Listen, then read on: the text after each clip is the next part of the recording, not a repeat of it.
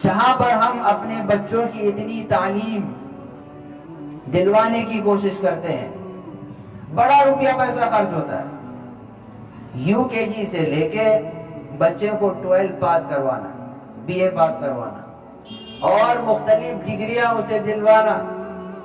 آپ کیلکولیٹ کیجئے بیٹھ کے کہ آپ نے صرف اس کے ایجوکیشن میں کتنے پیسے لگا دیے ہیں، کتنے پیسے لگائے ہیں۔ اسکول میں ہزاروں روپے الگ بھرے جا رہے ہیں، پھر بچہ کمزور ہے، اسے ٹیوشن کی ضرورت ہے، الگ الگ ٹیوشن پڑھ رہا ہے، کوچنگ کر رہا ہے، اس میں الگ الگ پیسے بھرے جا رہے ہیں۔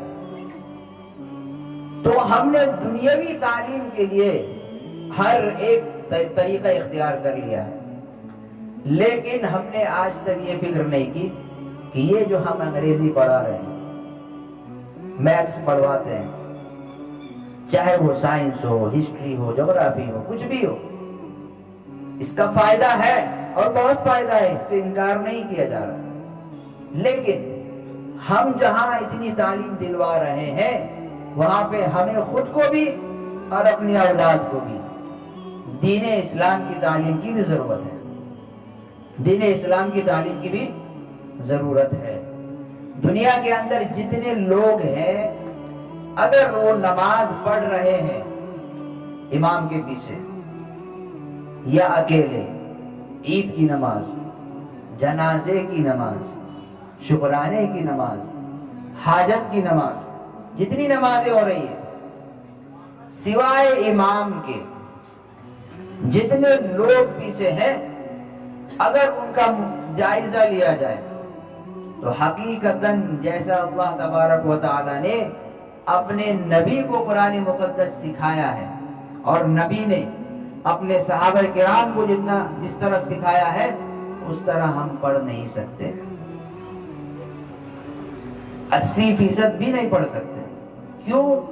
کیونکہ ہم نے اس کے سیکھنے سکھانے پہ زور نہیں دیا۔ بتائیے صحابہ کرام کے زمانے میں کیا یہ انگریزی کی تعلیم تھی، میتھس کی تعلیم تھی؟ ہمارے جواب میں آئے گا نو، نہیں تھی۔ یہ نہیں کہا جا رہا کہ آپ مت پڑھیے، پڑھنا بہت ضروری ہے، دین اور دنیا لے کے دونوں چلنا ہے، لیکن مجھے احساس دلوانا ہے، بتانا ہے، کیا انہوں نے کبھی اسکول کالج میں پڑھا؟ ہمارے جواب میں آئے گا نو، نہیں۔ تو کیا پڑھا پھر؟ زندگی کیسے گزری؟ کھائے کہاں سے وہ؟ پیسہ کہاں سے آیا ان کا؟ جب انہوں نے کوئی تعلیم نہیں لی، MBBS نہیں بنے، BA پاس نہیں کیے، ڈاکٹر نہیں بنے، انجینئر نہیں بنے، کبھی ہم نے صحابہ کے نام کے ساتھ سنا یہ بہت بڑے ڈاکٹر تھے؟ نہیں۔ انجینئر تھے؟ نہیں۔ ہاں، مفسر کا لفظ ہم نے سنا ہوگا، محدث کا سنا ہوگا، قاری کا سنا ہوگا۔ تو ان کی زندگی پھر کیسے گزری؟ ہم کہیں گے غربت میں، غربت میں۔ ایسا نہیں ہے۔ حضرت عثمان غنی رضی اللہ تعالیٰ عنہ کتنے مالدار صحابی تھے، کتنے مالدار تھے، غنی کا لقب ان کو دے دیا گیا، بھائی تم بہت مالدار ہو، بہت مالدار۔ کوئی فقیر ان کے یہاں آتا مٹھی اٹھا کے دے دیتے، چاہے جتنا ہو۔ ہم کبھی ایسا کریں گے؟ ہمارے یہاں گھر کے اندر فقیر آ جائے، ضرورت مندوں کو دینا ہے۔ آج کل بہت سارے بہروپیہ لوگ گھوم رہے ہیں، ان کو نہیں دینا ورنہ ہمارا پیسہ برباد ہے۔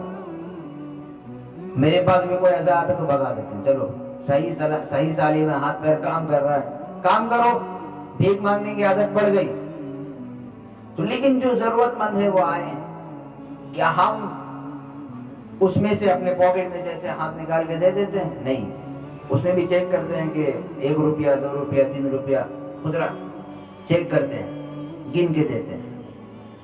تو کیا صحابہ کرام کے زمانے میں کوئی مالدار شخص نہیں تھا؟